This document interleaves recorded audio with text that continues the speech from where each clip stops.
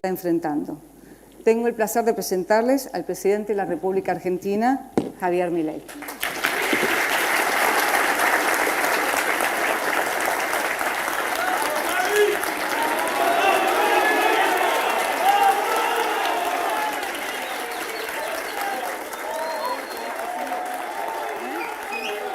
Sin flash, por favor, sin flashes, por favor, no. Tantas gracias por estar aquí. No, por favor. Adelante. Por favor, les vamos a pedir que apaguen los flashes, por favor. ¡Viva la libertad, Javier! ¡Viva la libertad, Javier! ¡Viva! No hay duda que había que empezar de esa manera. Bueno, Javier, nuevamente nos conocemos hace 9 años y es una emoción muy importante para mí tenerte aquí, sentado frente a mí. Esta vez no con un café como hace 9 años nos conocimos, hablando de las ideas de la libertad, sino tener el honor de poder entrevistarte como presidente de la Nación. Muchas gracias. Así que muchísimas gracias. No, por favor. La idea es hacer una entrevista para conocer un poco tus puntos de vista sobre diferentes aspectos. Y la primera pregunta que se me viene a la mente es, para todos los argentinos tu elección ha sido algo sumamente sorprendente, sobre todo porque estamos en una Argentina que venía de décadas de colectivismo, y de pronto aparece Javier Milei y la gente lo vota, y lo vota por una diferencia muy importante. ¿Por qué considerás que tuviste este triunfo? Porque, digamos, hay dos visiones sobre este tema.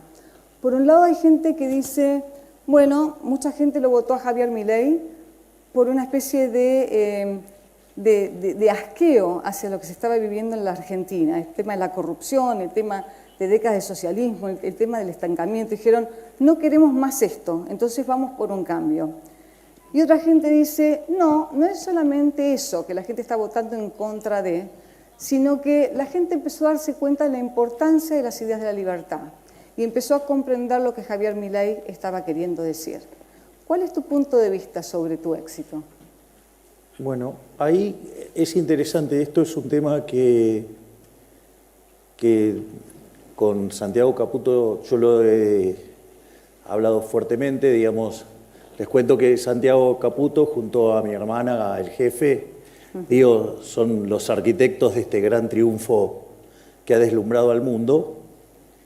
Y una de las cosas es la interpretación que hace el Círculo Rojo de lo que pasó en nuestro caso. O sea, nosotros seguimos sosteniendo que el Círculo Rojo sigue pensando en términos analógicos en la era digital y nosotros estamos cuánticos. O sea, entonces no logra entender lo que ha ocurrido. El Círculo Rojo tiene una forma de mirar la política y tiene un modelo. Sí. Entonces, cuando vos tenés un modelo, el modelo lo que hace frente a un determinado estímulo te da una predicción de lo que vos crees que va a pasar. En ese sentido, nosotros somos un error para el Círculo Rojo. O sea, para el Círculo Rojo, todo lo que hacemos nosotros, todo lo que viene de nosotros es un error. Y el Círculo Rojo, en lugar de tratar de internalizar que había un cambio de modelo, donde, si vos querés, el cambio estructural no solo era en la ordenada al origen, era en la pendiente, era en todo, digamos, tenías un modelo totalmente nuevo. Ellos se enojaban con la situación y lo trataban como un error. La verdad es que, y eso nosotros lo fuimos experimentando a lo largo de toda esta carrera en el plano político, porque yo recuerdo que, por ejemplo, cuando decidimos lanzarnos, lo primero que nos dijeron es que no íbamos a poder conseguir partido. Bueno, de hecho, de manera muy activa, el que era jefe de gobierno de la ciudad en aquel momento, salió a comprar partidos por todos lados para que nosotros no pudiéramos conseguir el sello para poder competir. A pesar de eso, nosotros pudimos conseguir tener el sello. De hecho, teníamos 3 partidos, teníamos el Partido Libertario en formación, que además ahí también pasaron muchas cosas, porque básicamente vos necesitas para tener un partido 4.000 firmas, y en general te suelen bochar 10 fichas, con lo cual, digamos, había que apuntar a tener más o menos 4.500 para que entraras, y nosotros llegamos a tener 8.000 fichas y aún así no nos voltearon el partido. Y sucede que las fichas aparecieron en otros partidos que se crearon muy rápidamente. Claro. Pero bueno, nada, eso para entender que hay muchos corruptos y muchos que se la jactan de honestos y están más sucios que una papa. Pero, digamos, y grandes traidores a la ciudad de la libertad. Y ahí una de las cosas que sucede es que no solo que conseguimos tener partido, entonces después nos decían que no íbamos a poder pasar las PASO. Después, cuando pasamos las PASO, nos dijeron que íbamos a perder contra el voto en blanco. Después nos dijeron que la izquierda nos iba a llenar la canasta. Y después decían que no había forma que nos llegáramos al 10%. Y al final, en la elección de la ciudad, terminamos sacando el 17% de los votos.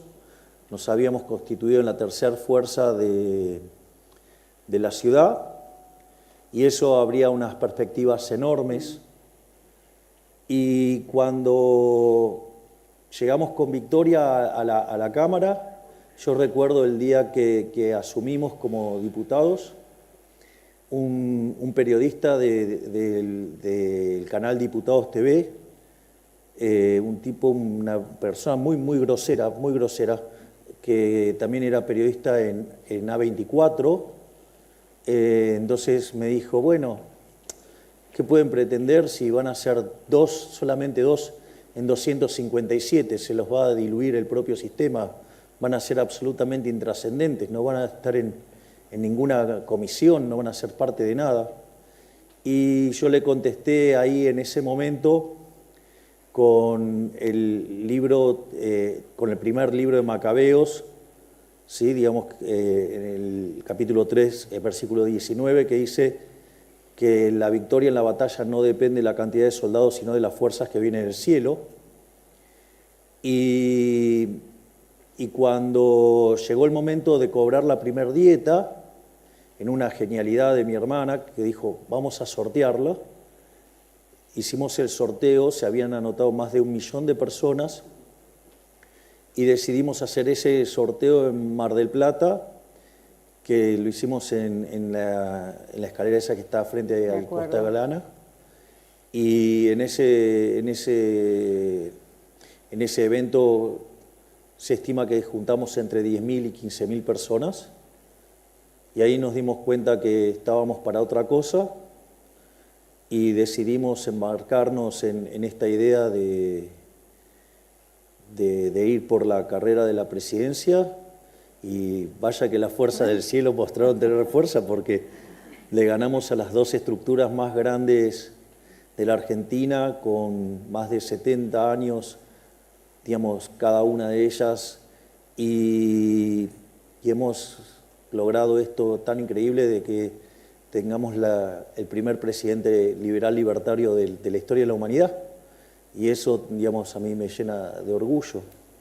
¿Ese fue el momento que dijiste, tenemos una chance de ganar? Sí, ahí nos dimos cuenta que había una chance, porque habíamos estado en la etapa de muchísimos periódicos en más de 30 países del mundo, y evidentemente algo se había despertado ahí, y efectivamente, como nosotros arrancamos en la campaña electoral, habíamos dicho que nosotros no veníamos acá a guiar corderos, sino que veníamos a despertar leones, y efectivamente teníamos la sensación de que esto estaba ocurriendo, y sin embargo, a pesar de eso, el Círculo Rojo siguió subestimándonos, siguió diciendo que éramos un error. Digamos, la forma de decir que éramos un error era, bueno, solamente representa gente enojada. Y eso es falso, porque en realidad lo que pasa es que ellos no pueden cambiar el modelo, entonces, y siguen enojados con eso. Y eso, por ejemplo, en algunos periodistas se nota de manera grosera. Creo que el caso más violento y más agresivo de todos, por ejemplo, es el caso de Joaquín Morales Solá. profundamente ofuscado en un programa diciendo, pero Milei tiene que entender que él tiene que los periodistas somos el nexo con la sociedad. Él no puede estar hablándole por Twitter a la sociedad. ¿Cómo? Te están censurando, Javier. Eso, claro, digo, entonces, bueno, el periodismo es muy violento, agrede mucho, y después cuando uno le contesta, después entonces, o sea, se victimizan y lloran censura. Pero bueno, los entiendo porque son parte del círculo rojo que perdió, y entonces como no entienden, agreden, y pretenden que nadie les conteste. O sea, es una cosa de violencia asimétrica y creen que tienen eso. Pero ahí lo más interesante es que hay algunos indicadores muy interesantes de por qué esto no era una cuestión de simple enojo. Porque esto, por ejemplo, lo señaló varias veces nuestro máximo prócer de la libertad, el doctor Alberto Venegas Lynch, dijo, donde dice, cuando uno iba a las distintas... Nosotros a los actos los llamamos recitales, y tienen la lógica de un recital. Digo, será porque, digamos, de chico me hubiera gustado ser como Mick Jagger. Entonces, en ese contexto, una de las cosas que señaló Alberto fue que, a diferencia de otros momentos, la gente estaba muy formada, y una de las cosas que vos te encontrabas es que iba gente con libros, había stands de libros que, digamos, ahí, digamos, jugaba un rol fundamental lo que ha hecho Rodolfo Distel y Patricia, su mujer, digamos, también es ir a todos los lugares y proveer de libros. Sí. Entonces, se estaba subestimando violentamente y porque tampoco entendieron cómo transcurre la comunicación. Hoy, digamos, la gente no se comunica esencialmente por televisión, ya sea de aire o de cable, digo, que están más los canales de política. Hoy la gente, en su gran mayoría, se informa vía las redes sociales. Entonces, digamos, que dinosaurios se enojen de cómo yo me comunico con la gente es porque no entienden la comunicación. O sea, yo no tengo la culpa que no lo entiendan. Y en ese sentido, también es muy importante destacar el rol que han tenido los jóvenes. Porque es cierto que esto al inicio arrancó como un movimiento de jóvenes. Y en ese movimiento, digo, ¿por qué, digamos, esto tiene sentido? Porque vos lo mencionaste muy bien recién, María. O sea, Argentina estaba recontrapodrida de colectivismo, le sale colectivismo por todos lados. Y entonces, naturalmente, la rebelión tenía que ser liberal. Y si hay algo que caracteriza a los jóvenes es que son rebeldes contra el status quo. Y eso significa que inexorablemente esa rebelión iba a ser liberal. Eso, digamos, era, digamos, el contexto que se estaba generando. Además, los jóvenes están menos expuestos al lavado de cabeza que implica la educación pública, independientemente que sea de gestión privada o que sea de gestión estatal, con lo cual eso también facilita mucho. Además, con las redes, una de las cosas que pasaba es que de repente vos podías, si ustedes se fijan, desde que yo empecé a aparecer en televisión, una de las cosas que hice sistemáticamente es citar a cada autor que yo estaba utilizando como referencia. Sí. Entonces, mientras que algunos lo querían mostrar como una pedantería de mi parte, en realidad lo que yo le estaba haciendo era marcarle la hoja de ruta de qué ir a leer. Y entonces, y eso permitió, por ejemplo, no sé, citar a Jesús Huerta de Soto, te metés, ponés en Google Jesús Huerta de Soto y te encontrás con todas sus clases. Entonces, eso generó toda una suerte de retroalimentación donde los jóvenes se alimentaban de esto y una de las cosas que yo hacía en los distintos debates, les terminaba dando argumentos para defenderse. Claro. Y eso, digamos, además, como eran perseguidos, atacados y castigados por sus docentes por defender las ideas de la libertad, además se fortalecían más y eso generó todo un movimiento muy, muy fuerte con los jóvenes. Y además vieron cómo desde tener que estar luchando como en un coliseo romano contra 16 panelistas a llegar a estar en los mano a mano, es decir, hubo toda una evolución, digamos, de cómo fui ganando lugares y eso hizo que los jóvenes se compenetraran mucho con las ideas de la libertad. Y ahí, cuando todo eso estaba ocurriendo, viste que los chinos, el mismo símbolo que significa crisis, también significa oportunidad. Sí. Y eso fue la pandemia.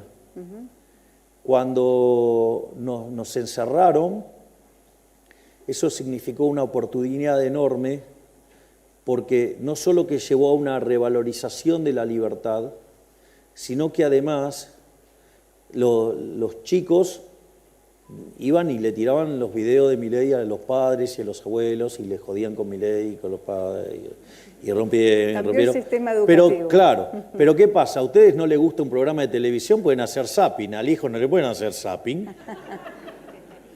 Y entonces es como empezaron a ver la otra cara de la moneda, ¿no? Y en algún momento se pusieron a ver videos de Milei y así fue que se abrió todo esto. Por eso es que yo siempre tengo tanta gratitud para los jóvenes, porque digo, ellos son también una piedra fundamental en esta construcción, porque ellos son los que se dedicaron a evangelizar.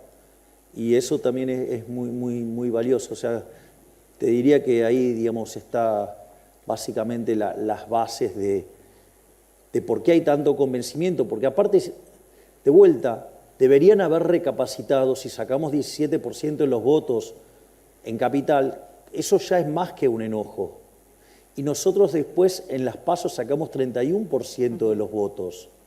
Digamos, entonces... Sí, ganó más el ideal positivo de lo que la gente quería votar que, digamos, el en contra, la bronca de la gente. Es decir, acá se impuso más justamente un ideal positivo, lo que la gente quería lograr, más de lo que quería sacarse de encima. Es más, te voy a pasar digamos, porque después nosotros terminamos en la segunda vuelta y terminamos sacando el récord de votos, por más que a la señora no le guste. Digamos, el récord lo tenemos nosotros con 56%, ¿no? Digo que les ganamos 56 a 44 por 12 puntos. Y hoy si se volviera a hacer, piensen que nosotros estamos haciendo el ajuste fiscal más grande de la historia de la humanidad. Nosotros nos encontramos con un desequilibrio fiscal de 15 puntos del PBI, 5 en el Tesoro, 10 en el Banco Central. Llegamos a un ajuste de 6 puntos en el Tesoro y 6 en el Banco Central, o sea, un ajuste de 12 puntos del PBI, y eso se hizo en 3 meses, o sea, eso no existe registro histórico de eso. Y si bien el 75% de los argentinos reconocen que están mal, es importante ver que cuando nosotros arrancamos la gestión, solo el 20% creía que íbamos a estar mejor de cara al próximo año. Ese número en el mes de enero saltó a 30, en febrero saltó a 40 y en marzo saltó a 50. Es decir, quiere decir que la gente, digamos, está cada vez más compenetrada con eso.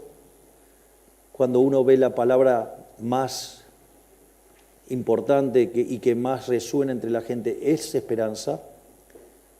Hoy tengo la misma imagen de que cuando asumí, digamos que es siempre el momento de mejor imagen que tiene un político, y si hoy fuera el balotaje ganaríamos 58 a 42, es decir, hoy ya sacaríamos 16 puntos de diferencia, y si uno toma los votos en primera vuelta estaríamos en 48, y quien nos seguiría después es Cristina con 20, con lo cual ganaríamos además en primera vuelta, y no necesariamente esos 10 puntos que hay de diferencia entre la primera vuelta y la segunda no habría, pero si digamos, tendríamos que, digamos, esos 10 puntos de diferencia, lo más probable es que la mitad nos quedemos con esos puntos, Por lo tanto, hoy estaríamos sacando 53% de los votos, es decir, ganaríamos en primera vuelta, pero además con el 53% de los votos, y nuestro caudal de votos subió un 60%. Es decir, porque pasó de 30 a 48, ¿no? Entonces, en ese sentido, a veces es como que es bastante agresivo lo que hacen los medios de seguir tratándonos como un error o como gente enojada. Digo, deberían en algún momento hacer autocrítica y darse cuenta que se equivocaron y que tienen que cambiar el modelo y que en lugar de tratar de estar todo el tiempo basureándonos, tendrían que tratar de ser más respetuosos y tratar de entender qué es lo que le está pasando a la gente. Porque si la gente no entendiera cómo, digamos, o sea, va a aumentar mi popularidad en el medio del ajuste. Ahí te quiero preguntar algo, porque estamos haciendo un ajuste que obviamente la gente lo está sintiendo y sin embargo tu popularidad crece. ¿Cómo pensás que la gente, digamos, cuál es el mensaje que le diste a la gente por la cual dice, estamos ajustándonos, vamos a pasar un mal momento, pero aún así creemos que este es el mejor camino? ¿Cuál fue tu mensaje tan claro para que la gente diga, a pesar de la situación que estamos viviendo, todavía apoyamos a Javier Milei? Porque les dije la verdad. No están acostumbrados a que los políticos les digan la verdad.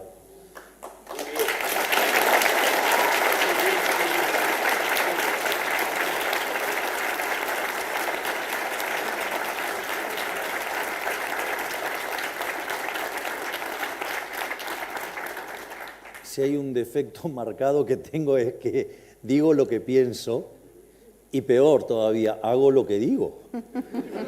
Entonces, es todo lo contrario al resto de los políticos. Claro.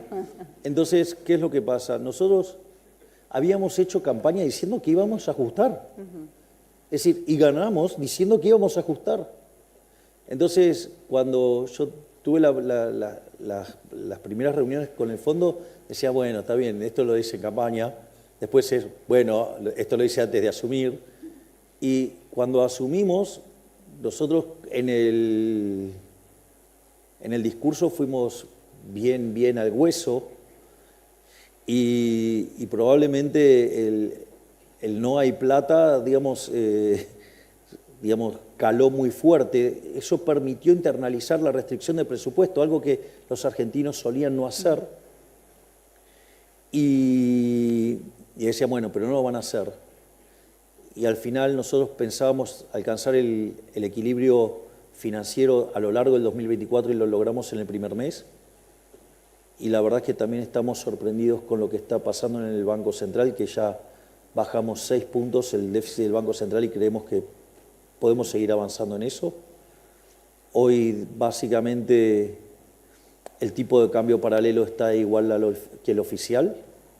No solo eso, sino que además el riesgo país perforó los 1.300 puntos, viniendo desde 2.900. Los bonos pasaron de $18 a $54. Las acciones de Argentina volaron literalmente. Es decir, todos los indicadores a futuro muestran que vamos a estar mejor.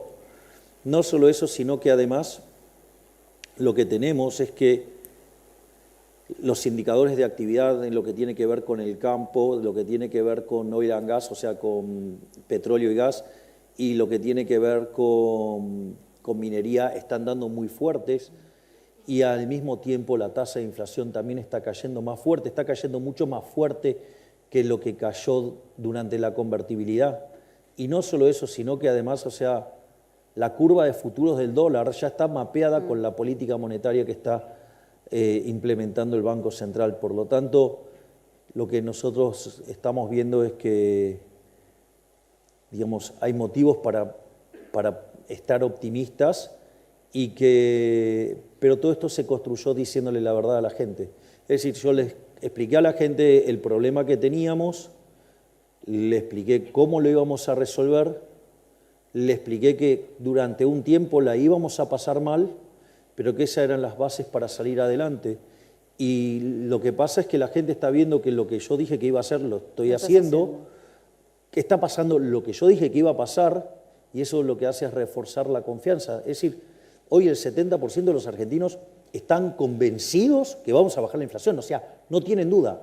Y te voy a decir algo, y tienen razón, la vamos a bajar. Y de esos 70, el 50 puntos creen que lo vamos a hacer en el primer año y 20 creen que lo vamos a hacer en 2. Pero ¿Qué cree el presidente? Mira, la realidad es que la evidencia empírica muestra que para bajar la tasa de inflación necesitas entre 18 y 24 meses. La convertibilidad, que fue el programa más exitoso de la historia argentina, tardó 20 meses. Ahora, por eso me causa gracia cuando agarran a alguien que fija el tipo de cambio, después me diga que esta política es inconsistente. Con todo respeto. ¿No? Pero bueno. Pero esto es interesante. ¿Por qué baja más rápido que la convertibilidad la inflación?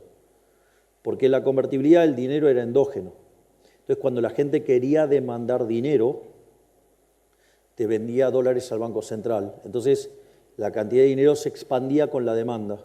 Entonces, vos tenías siempre mapeado el mercado monetario y entonces tardaste que se terminen de corregir todas las distorsiones de precios relativos de las dos hiperas anteriores y eso, digamos, demandó que tardaras 20 meses en tener la inflación más baja del mundo. Nosotros directamente fuimos por un mecanismo mucho más fuerte, que es haber fijado directamente la cantidad de dinero. Nosotros la base monetaria está fija, a pesar de que compramos 12.000 millones de dólares, digo, pequeño dato, ¿no? Porque nos dejaron 11.500 negativos, o sea que pasamos a terreno positivo. No solo eso, sino que además tenemos que emitir por los puts que dejó el otro gobierno para controlar el tipo de cambio artificialmente, o la remuneración de los pasivos remunerados, pero comprimimos tanto por BOPREAL y por resultado fiscal que la base monetaria no varía. Entonces, la recomposición de la demanda de dinero no tiene contrapartida de expansión de la base. Y eso hace que entonces tengas que ir contra bienes. Y eso te desacelera aún más fuerte la caída de la inflación. Y eso se vio muy claro, como el dólar es un indicador anticipado, digamos, porque es un indicador financiero, lo viste caer de 1.350 a 9.85 esta semana. Entonces, quiere decir que en algún momento la tasa de inflación va a colapsar. No sabemos cuándo, pero sabemos que va a colapsar. Y en ese sentido estamos muy, muy optimistas. Pero también ahí veo que los economistas no pueden salir de su formato convencional y no pueden pensar distinto a lo que han pensado los últimos 70 años, 80, 100, no sé. Déjame hacerte una pregunta sobre los desafíos que se te presentan, que no son pocos ni van a ser pocos. Básicamente porque tenemos una Argentina que nunca ha conocido, digamos, una vida sin controles paternalistas, no ha conocido una vida sin un gobierno que dé planes sociales, que dé subsidios, y de alguna manera también tenemos una educación que no ha preparado a la gente joven o a la gente, digamos, a todos nosotros, a confiar en nuestra cabeza, en confiar en nuestra mente, en confiar en que podemos ser arquitectos de nuestro propio futuro y ganarnos la vida por nuestro propio esfuerzo. Entonces se me ocurre que tenés muchísima gente cuando venís a decirles vamos a cortar con los gastos fiscales, vamos de a poco a tratar de ir sacando los planes sociales para que la gente se arme a sí misma y que pueda trabajar y pagar su propia vida, su propia comida. Me imagino que tenés bastante gente asustada con esto y que de alguna manera te va a hacer la contra. ¿Cómo manejas esto y cómo logramos convencer a esa gente que la manera de vivir es vivir a través del propio esfuerzo y que no hay nada de digno en vivir justamente de prestado, de impuestos de otras personas que sí trabajan para poder hacerles posible la vida a ellos? Si me permitís, voy a contestar en dos dimensiones distintas. ¿Cómo no? Obvio que la más divertida es esta última. Pero, digamos, dado el lugar que ocupo, no es trivial omitir la otra. Primero, o sea, digamos, me voy a poner en los zapatos que ocupo, que es el del decision maker, ¿no? Digo, el tipo que está tomando decisiones. Cuando vos perseguís un objetivo, es decir, acá lo más importante es que vos tengas claro a dónde querés ir. Hay un dicho, yo te contaba, que dice, el que no sabe lo que busca no entiende lo que encuentra. O sea, lo más importante es que vos tengas definido a dónde querés ir. Eso es lo más importante. Digo, ¿por qué? Porque porque la vida no es un movimiento rectilíneo uniforme y condiciones normales de presión y temperatura. Eso no existe. Eso es solamente, digamos, supuesto para poder resolver modelos más fáciles. La vida real tiene un montón de escollos, pero lo importante es que si vos sabés a dónde querés ir, no te importan los escollos, los vas a sobrepasar de alguna manera. O sea, si a mí se me cruza una piedra en el camino, o la salto, o la esquivo, o directamente la rompo con la motosierra. En ese sentido, lo más importante de todo esto es la convicción. Es decir, yo de hecho en la campaña enfaticé mucho esto, yo decía, yo sé lo que hay que hacer, sé cómo hay que hacerlo, pero sobre todas las cosas tengo la convicción. Lo más importante es la convicción, que vos estés convencido de lo que querés hacer. Y eso es un elemento, te diría, determinante. Y entonces no hay nada que te frene, no hay nada. Digamos, o sea, a mí no me importa, digamos, lo que haga el Senado, lo que haga la Cámara de Diputados. O sea, nosotros hoy gobernamos no con una política que no acompaña, nosotros gobernamos con una política que pone palos en la rueda. Y a pesar de todo eso lo estamos logrando, porque las ideas de la libertad son más fuertes que la maldita casta política, y por eso no nos pueden parar.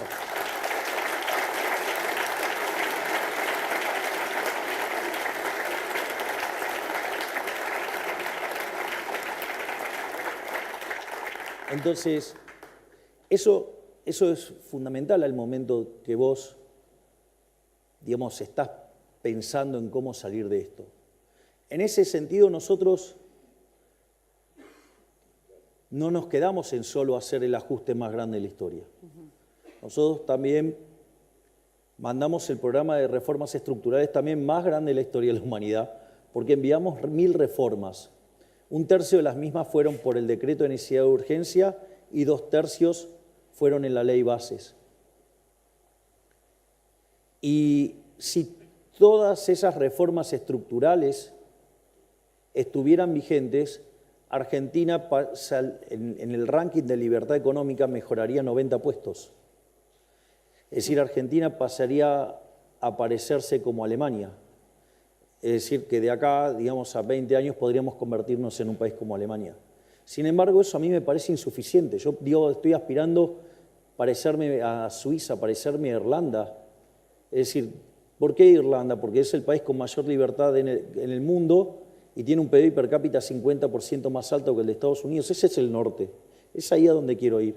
Y la verdad es que lo que haga la política no me importa. Porque, a ver, la ley bases, digamos, si bien fue aprobada, después cuando empezó el tratamiento en particular, ahí aparecieron todos los curros.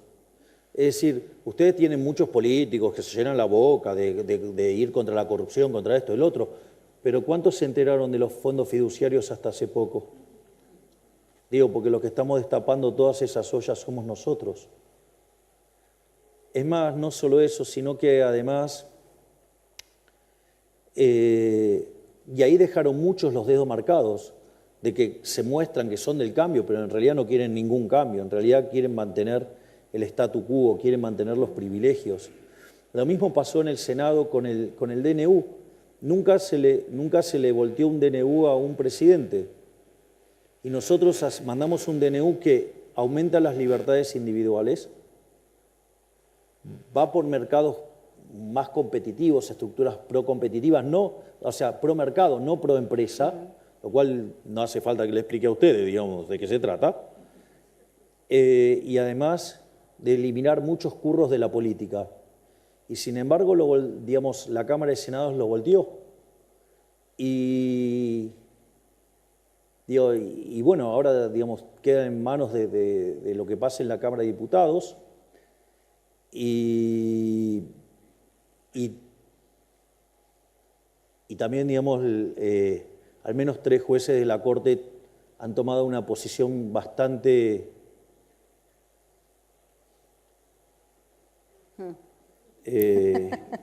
poco amigable, por decirlo de alguna manera, con el DNU. Y en ese sentido, lo más interesante es el rol del principio de revelación. En cada una de estas cosas a nosotros nos sirvió para dejarlos en evidencia. Ejemplo, el DNU se cayó en el Senado, pero hay un montón que dejaron los dedos marcados. Y además nosotros tenemos 7 senadores, conseguimos 25 votos, es un golazo. Y si además me sirvió para dejar en evidencia a un montón de delincuentes, es un golazo. Lo mismo pasó con la ley Bases. Es decir, y mientras tanto nosotros seguimos gobernando y avanzando a pesar de la política. Y estamos logrando todo lo que estamos logrando pese a la política. Así es que en ese sentido soy muy optimista. Y obviamente que todo esto, y es ahora digamos, la otra parte, que es la que probablemente es la más interesante, nosotros cuando estamos gobernando pensamos en 3 dimensiones. Y eso está bastante claro en muchas de nuestras acciones. Hay una línea de pensamiento que tiene que ver con la economía, obvio que tiene un peso muy fuerte porque es una cuestión de formación profesional. Igual, digamos, o sea, lejos de ser una víctima toto caputó, digamos, o sea, digamos, creo que me quiere sinceramente. No, porque es muy gracioso, un día le hacen una pregunta de Pablo y dice, lo último que querría hacer en mi vida es ser el ministro de Economía de Milei, porque digamos, es un poco intenso el trabajo, pero afortunadamente todo el gabinete nos llevamos muy bien y podemos trabajar muy bien todos. Entonces hay una línea que tiene que ver con la economía, hay una línea que tiene que ver con la política y hay una línea que tiene que ver con la batalla cultural.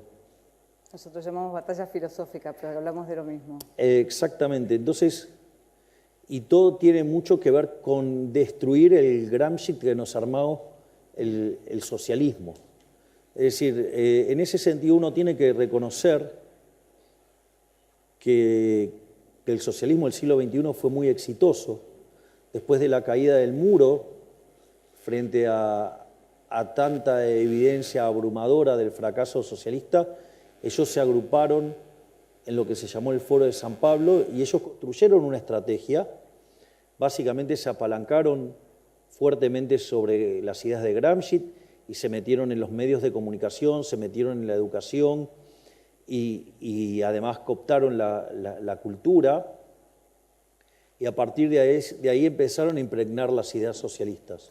Me gustaría hacerte una pregunta ahí, porque cuando vos tenés la evidencia frente a tu cara de que el socialismo no funciona, y tenemos demostraciones de esto en varias partes del mundo, ¿por qué considerás que aún se siguen aferrando a estas ideas? ¿Por qué no pueden decir, bueno, claramente esto no ha funcionado, ha generado miles de muertos a lo largo de la historia, ha dejado a la gente en la pobreza, ha dejado a gente en hambrunas, y sin embargo siguen insistiendo con este tipo de ideas?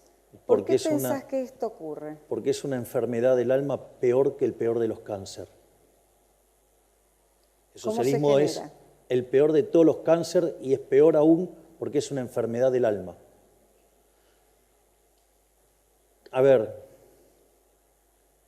el socialismo cuando se lo aplicó de forma pura fue un fracaso en lo económico, en lo social, en lo cultural. Mataron a 150 millones de seres humanos. Es decir, hambriaron gente y mataron gente. O sea, son lo peor que ha pasado por la humanidad. Además, los peores dictadores siempre han sido de ellos. Y ahí hay algo muy interesante porque, a ver, Marx, esto lo cuenta el prócer Alberto Benes Galinchijo, dice, Marx no publica el segundo libro porque se había publicado el libro de Menger, Principios de Economía y Política, y digamos, y Menger destruye la teoría del valor trabajo, entonces, o sea, no tenía ningún sentido, digamos, continuar con el capital, porque, digamos, así se había resuelto el problema de la teoría del valor. No solo eso, sino que después Eugene von Baberg escribe la conclusión del sistema marxiano y lo aniquila, literalmente lo aniquila. Por lo tanto, ya estaba refutado también desde la teoría económica. A pesar de eso, siguieron adelante con esa estúpida idea y cuando la implementaron hicieron un verdadero desastre. Entonces la pregunta es, frente a esa evidencia empírica, frente a haber sido derrotados en la teoría y haber sido derrotados en la evidencia, digo, ¿por qué? La pregunta es ¿por qué? Esto a mí me ayudó mucho, digamos, a entender también esta batalla filosófica, digo, cómo de tratar de llevarla hasta el límite, y ahí yo me encontré que el último escalón de esta pelea es la teoría del valor. Entonces, pero vos decís, ¿pero cómo? Si la teoría del valor trabajo fue refutada. Y ahí es donde te permite dar el salto siguiente. Porque ellos necesitan de la teoría del valor trabajo. Porque ellos necesitan abrazar la teoría de la explotación de Rodbertus, después perfeccionada por Marx en la plusvalía. Entonces, en ese contexto, la pregunta es, pero no funciona, ¿pero por qué entonces quedás abrazado a esto? Porque es lo que está detrás de la teoría de la explotación de Rodbertus y qué es lo que no pueden confesar. Porque confesarlo implicaría dejar de manifiesto que son seres despreciables. Porque lo que está detrás de esa teoría de la explotación es la envidia, el odio, el resentimiento, el trato desigual frente a la ley y, si es necesario, hasta el asesinato. Es decir, es el credo de los perdedores, de los mediocres, de los resentidos, de los eternamente derrotados, aun cuando ganen. Porque una persona que tiene todos esos valores, todo el mundo no le va a servir para ser feliz porque va a seguir siendo una basura. Y entonces no pueden salir de ese mundo, porque salir de ese mundo deberían admitir lo que son como seres humanos. Y a nadie va a estar orgulloso de decir que es una basura envidiosa o un resentido o todas esas cosas horribles que son los valores que están subyacentes en eso. Y eso es muy importante porque en el fondo esos valores morales son los que determinan después las instituciones. Y cuando vos abrazás ese conjunto de valores, las instituciones que tenés son inmundas y te hundís.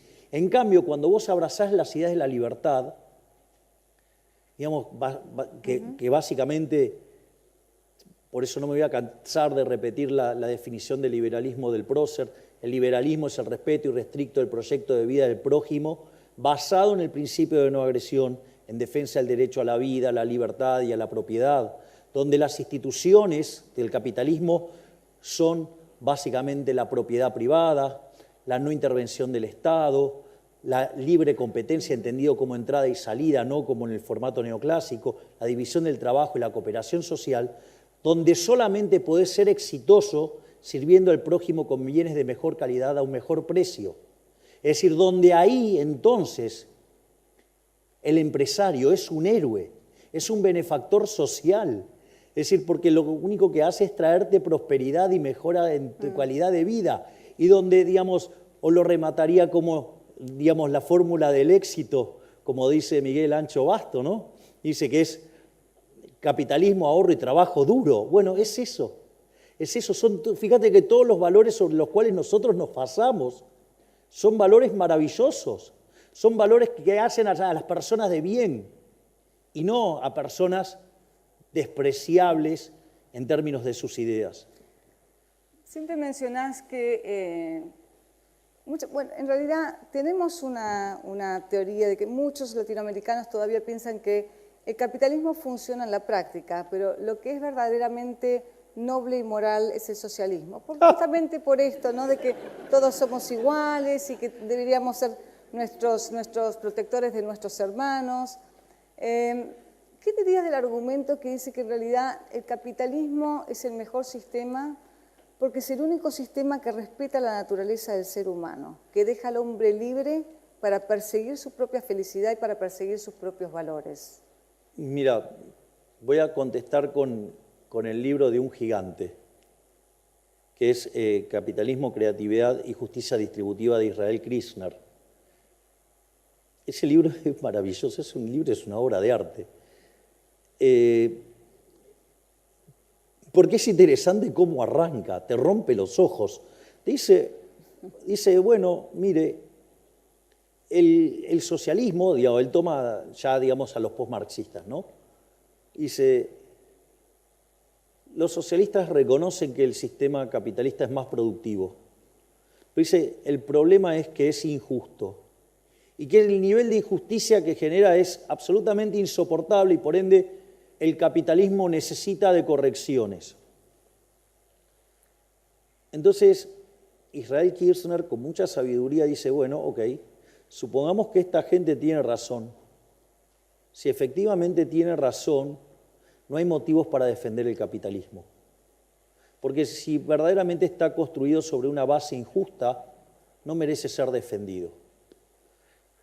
Básicamente lo que hace Israel Kirzner, él pivotea con dos ideas y las conjuga, que es la idea del principio de apropiación de Locke, digo, que el que lo descubre es el dueño, y la otra premisa con la que trabaja es la idea de Hayek del mercado como proceso de descubrimiento y que por lo tanto no existe tal cosa como una torta que haya que distribuir, sino que si existiera una torta es una torta que se va descubriendo.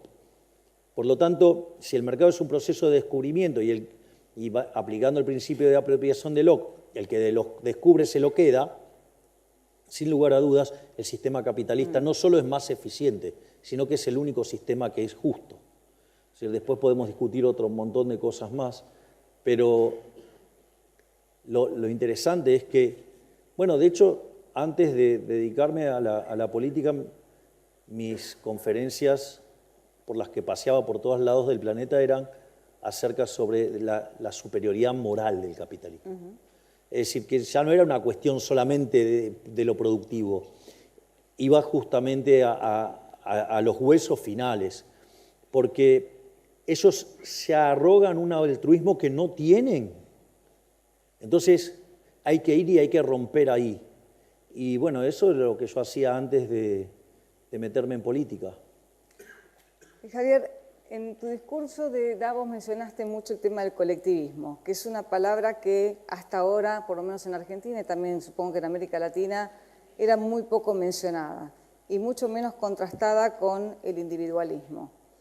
Pero sin embargo es una palabra que todavía resuena en nuestra sociedad y la gente considera que, bueno, uno debe vivir para el colectivo, uno debe vivir para el bien común, uno debe vivir para la justicia social.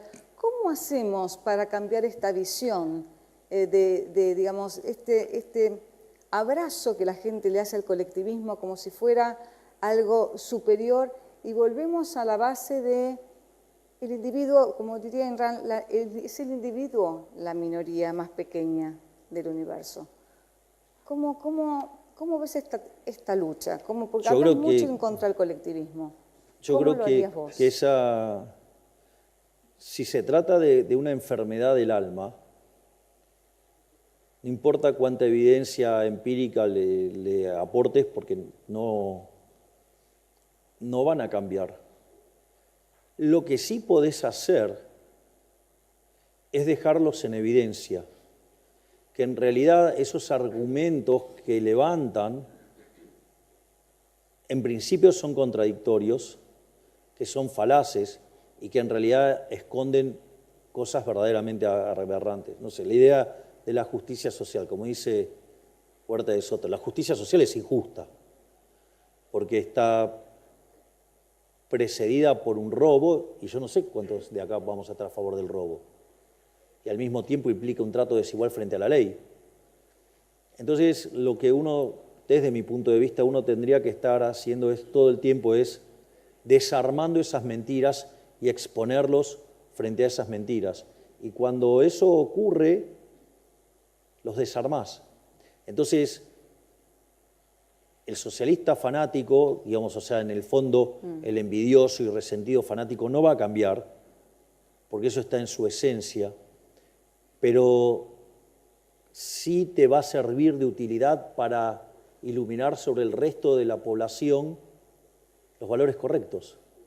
Es decir, por eso es tan importante la batalla cultural / filosófica, de ir y dar los argumentos y pelearlos. Y también otra cosa que hay que hacer es saber adaptarse a las circunstancias. Es decir, tenés que tener en cuenta con quién vos te estás peleando. Digo, porque a mí, digamos, me han vivido persiguiendo, hostigando, maltratando y fastidiando por el tema de las formas. Ahora, parece que, digamos, cuando leen la literatura o no la entienden o la entienden de pedazos o se hacen los tontos con la parte que no les gusta. Digo, porque, digamos, cuando la paradoja de Popper es la paradoja de la intolerancia, es decir, vos no podés ser tolerante con el intolerante. Es decir, vos no vas a ser tolerante con el tipo que te puso una pistola en la cabeza y te la va a volar de un tiro. Digo, es una posición bastante estúpida. Y yo me recuerdo, cuando yo, digamos, iba a Intratables, eran 15 contra 1. Y además los kirchneristas tienen el hábito de hablarte encima cuando vos hablas. Y lo hacían 4 a la vez. Entonces, si no gritabas, no te imponías. Y por eso, digamos, con esa pelotudina de la corrección política, ellos se quedaban con todo y nosotros, digamos, nuestras reuniones se hacían adentro de un ascensor. Una de las cosas que mencionó una vez Patricia Bullrich con mucha sabiduría, dijo, fue muy gracioso, dijo, che, ¿por qué no se ponen a mirar qué es lo que está haciendo Milei? Dice, porque eso de que a 20.000 personas le esté hablando de Hayek es raro. De hecho hay un momento muy gracioso que me pasa a mí cuando estamos haciendo la campaña y la lanzamos oficialmente en Mendoza. Yo recuerdo que, claro, veníamos de hacer más de 10.000 en Mar del Plata, más de 15.000 en Rosario. Íbamos a Mendoza y la gente de Mendoza dice, no, bueno, si es un acto de 4.000, 5.000 es tremendo. Yo dije, si pasa eso es una cagada. O sea, con los números que traíamos parecía, inmundo. Y bueno, pero el acto más grande que habían tenido en Mendoza había tenido 5.000 personas. Nosotros fueron 20.000 personas. Y yo me puse a hablar de dolarización. Y en un momento estaba explicando el problema del ancla nominal. Y en un momento digo... ¿En lenguaje fácil? En lo mejor que me pudo salir. Y entonces en un momento dije, ¿en qué momento pasó esto de que le estoy hablando del ancla nominal a 20.000 personas? Es decir, era una cosa rara. Pero bueno, afortunadamente pasó. Yo lo llamo error tipo 2 en mi caso. Hice todo mal y me salió bien. Así que bueno.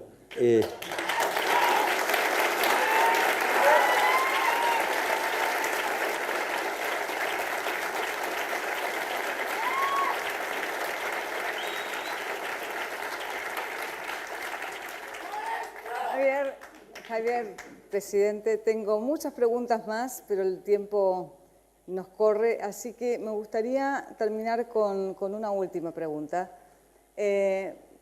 Porque tenemos muchos empresarios entre nosotros, es una conferencia que se llama El Motor del Mundo. Como sabrás, en la rebelión de Atlas, Ayn Rand menciona el motor del mundo como estos empresarios, como los hombres de mente, los creadores, los productores, que son los que verdaderamente generan la vida floreciente, entretenida, más larga que tenemos hoy respecto a lo que eran la vida de nuestros abuelos y antepasados. Y en Davos hiciste algo que personalmente no escuché a ningún presidente hacer antes, que es hablar de los empresarios como héroes. Y me gustaría que los empresarios que están aquí presentes, que les expliques por qué los consideras héroes, porque hiciste algo con mucho coraje que nunca nadie antes había hecho. Bueno, dije lo que pensaba. Digo, los empresarios son benefactores sociales. Lo puedo hacer con un ejemplo. Cuando critican, no sé, a los monopolios. Y yo digo, como dice Mises, no te tenés que enojar con el único empresario que quedó. Enojate con los que no están si vos querés, pero digo, no justo con el que está. Entonces, yo siempre hago el caso, suponete que tengo 10 empresarios ofreciendo teléfonos celulares y aparece uno que vende un celular de mejor calidad a un mejor precio. Obviamente que los 9 restantes van a ir a la quiebra, pero ese que quedó te está mejorando tu calidad de vida. Ese tipo genera puestos de trabajo, te genera un bien de mejor calidad, un mejor precio, te permite ahorrar plata y te permite gastar en otras cosas. Tu nivel es un benefactor social, él, digamos, te está mejorando tu vida. Es decir, aparte es la idea de la mano invisible, digo, hasta podría odiarte, pero primero te tiene que tratar bien porque te tiene que vender su producto y segundo, además te arregla y te mejora tu vida. Entonces, en ese sentido, el empresario es un benefactor social, es un creador de riqueza, es el que, digamos, la teoría de la relatividad no la escribió un burócrata.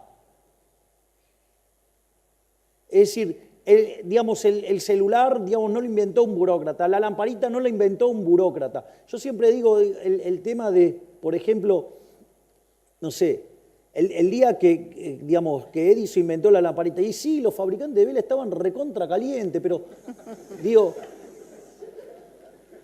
hoy, gracias a Edison, miren lo bien que estamos, ¿no? Entonces, y ese mundo lo han creado los empresarios, y hay algo más interesante, y es un mensaje que probablemente me guste más dar todavía. Si yo, quisiera hacer una representación estilizada de lo que es un empresario, el empresario podría decir que es alguien que compra barato y vende caro, ¿sí? Y resuelve todos los problemas que hay en el medio de esa operatoria. Pero compra barato y vende caro, ¿no? Entonces, cuanto mejor hace esto, mejor le va. ¿Hasta ahí vamos? Ahora, yo soy un consumidor. Y cuando voy a ofrecer mi trabajo, ¿a quién se lo voy a dar? ¿Al que me paga más o al que me paga menos? O sea, voy a tratar de vender lo más caro posible. Y cuando voy al supermercado voy a tratar de buscar aquel bien que me satisface lo más barato posible. Es decir, que estoy comprando barato y vendo caro. Es decir, en el fondo, todos somos empresarios, todos tenemos esa virtud. Y lo que hay que hacer es explotarla y llevarla al máximo.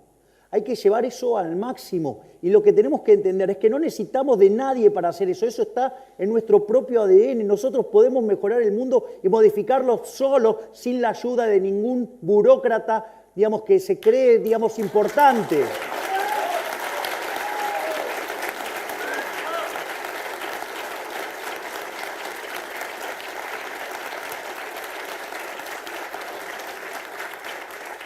Es decir, no dejen que un burócrata fatalmente arrogante les diga qué pueden hacer o qué no pueden hacer.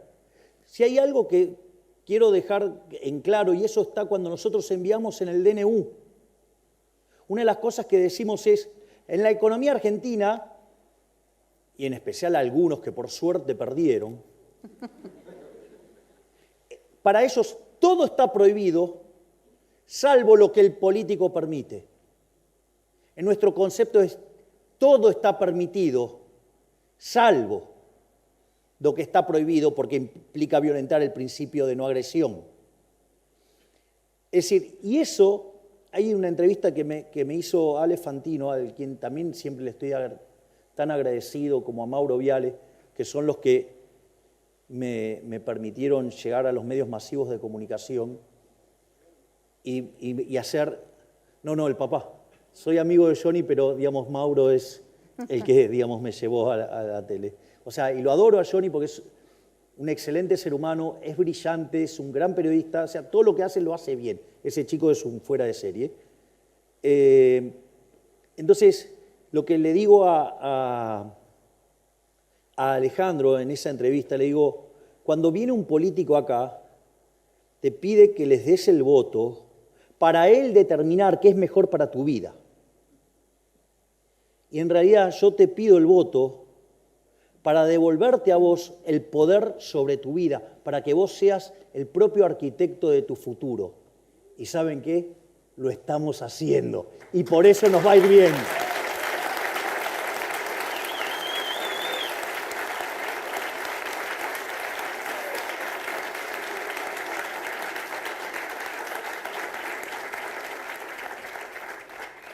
Muchas gracias, presidente. Y nos gustaría concluir esta ¿Conmigo entrevista. libertad carajo? Todavía no. Te lo dejo para el final. Ah, bueno. Me gustaría concluir esta entrevista con algo que queremos regalarte en el día de hoy.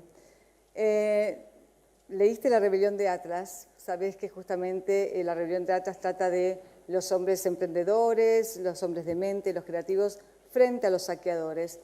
Pero en La Rebelión de Atlas, como están en un contexto bastante parecido al que está Argentina o al que estamos tratando de salir de Argentina, es un Atlas que carga con este mundo que cada vez se hace más pesado, que se hace más terrible, que castiga este Atlas. Y tenemos ganas de decirle al Atlas, soltá el mundo y viví tu propia vida, ¿no?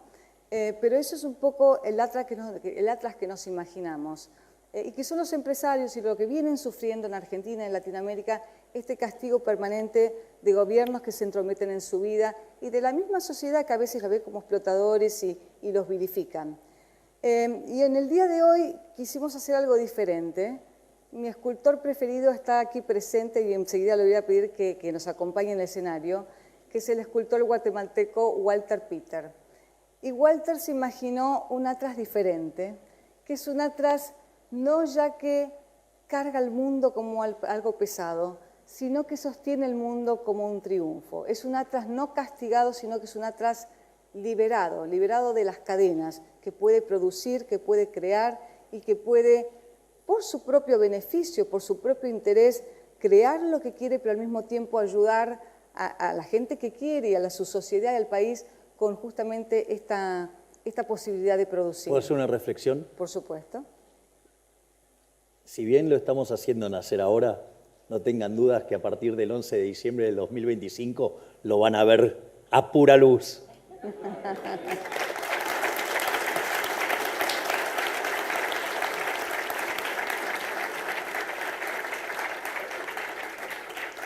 Entonces, como inspiración, queremos entregarte este Atlas Pilar del Mundo para que en estos 4 años, y ojalá sean más de gobierno, veas este Atlas y digas, mi misión es sacarle las cadenas a los empresarios para que con su productividad y con este ingenio que tienen puedan generar una mejor Argentina para todos nosotros y también para ellos mismos. Así que voy a pedir a Walter Peter, por favor, si nos acompaña al escenario. ¿Les puedo comentar algo? Le Sí, voy por expoliando supuesto. cosas. Nosotros hemos pasado, Walter, igual.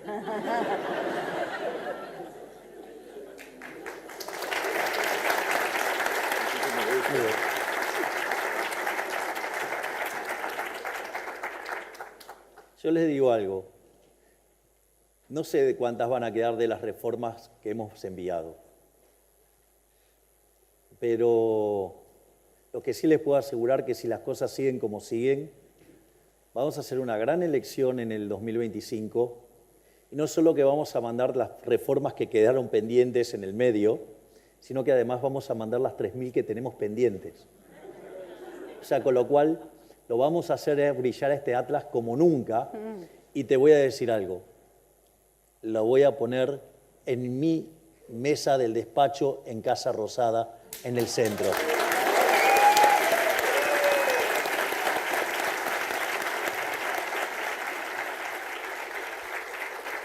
En nombre del Ayn Rand Center Latinoamérica de Walter Peter, tenemos el honor de presentarte, es pesada, Imagino. presentarte este Atlas Pilar del Mundo. Gracias. Un placer. Walter Peter. Gracias, amor. Gracias. Lo ha hecho especialmente Gracias. para ti. Es maravillosa. Ya te voy a mandar la foto con el Atlas en el medio de las...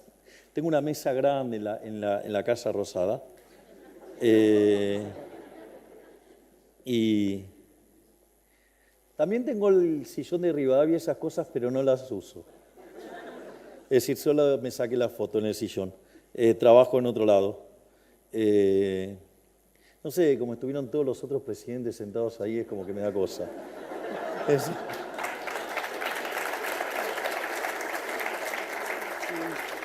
Así es que, nada, muchísimas gracias María, muchísimas gracias Walter, muchísimas gracias al Instituto, digo, gracias por tanto afecto, tanto reconocimiento, porque todas estas cosas son importantes. Porque sí, nosotros peleamos, pero el combustible espiritual garpa un montonazo, y lo único que les quiero dejar como reflexión es: no hagan cosas que sean funcionales a nuestros enemigos. Hay que entender que el poder es un juego de suma cero. Y a veces uno, cuando está en la función, tiene que resolver con restricciones, mucho más de las que uno cree y mucho más de las que se imagina. O sea, suele ser bastante más complejo. Y a veces las peores críticas vienen de nuestro propio bando, que en realidad son levantadas por nuestros enemigos, no porque les interesen sus ideas, sino porque ellos sí entienden a la perfección que es un juego de suma cero y van a utilizar todas las cosas para rompernos. Una de las características esenciales con las que hacía política ese ser nefasto que es Horacio Rodríguez Larreta, que hoy la gente se dio cuenta y es el político con peor imagen de la Argentina, era, te buscaba amigos y te los hacía pasar al bando de él, con vaya a saber qué herramientas para convencerlo tan fuerte tenía, y esas personas venían y te pegaban, que era la mejor forma de destruir. Entonces, no les extrañe que nuestros enemigos recluten liberales, que se muestran como liberales, y lo único que hacen es atacar a los verdaderos liberales, porque lo que están haciendo es siguiendo otro negocio. Como decía, creo que era Stalin, decía, digamos, voy a ahorcar a los capitalistas con las propias cuerdas que les voy a comprar a ellos. O sea, con lo cual sepan entender que muchas decisiones que se toman están tomadas bajo muchas restricciones, muchas más de las que imaginamos, y que lo que importa es si caminamos hacia el norte correcto. Es decir, si entendemos eso y que el poder es un juego de suma cero, vamos a empezar a ser más pragmáticos, porque el gran problema es que si nosotros no nos ocupamos, ellos sí se meten y ellos sí están dispuestos a arruinarnos la vida. Así es que, digamos, todo este tipo de cosas también alimentan el alma para seguir adelante, en especial cuando aparecen los tirapiedras del Grupo Popular. Muchísimas gracias. Puedes decir viva la libertad, carajo. Sí, puedes decir viva la libertad, carajo, si querés. ¡Viva la libertad, carajo! ¡Viva! ¡Viva la libertad, carajo! ¡Viva! ¡Viva la libertad, carajo! Esto... Esa es una carta explicando el significado de... Ese es el significado de la escritura. Bueno, muchísimas gracias, Javier. Un honor tenerte en esta conferencia, en esta Enrancón 2020.